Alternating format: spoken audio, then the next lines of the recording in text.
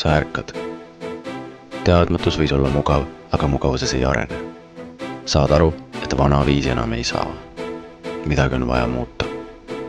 Võib-olla vaid veidi nihutada fookus, võib-olla midagi fundamentaalset. Aga pühenduda ja teha see ära. Ning kõik saab paika.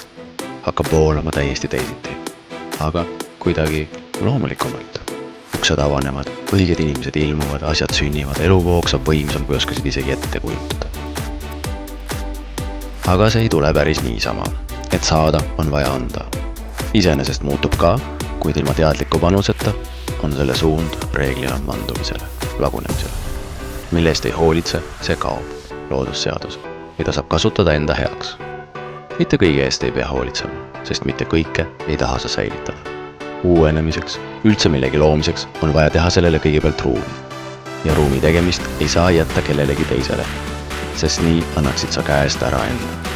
Muutuksid valitsejast ohvriks. Liiga paljud on laskunudki jalasirgeks. Mõnes oma elu osas või kõigis.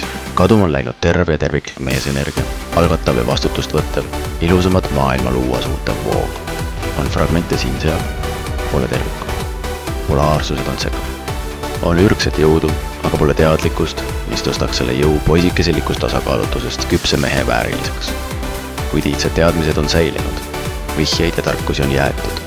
Suund on olemas. Kui on tahet, on kõik võimalik. Kutsun sind endaga teekonnale küpse mehelikkusele teile, taas loomaks kaosest teadlikku alfameest, et tuua tagasi terviklik, tasakaalukas ja väekas, tõeliselt mehelik mees, selline, kelle päralt on uueneva energiaga maailm. Teadlik, keskmes ja väärikas. Mees, keda on oodatud tervema ühiskonna loojaks. Tuled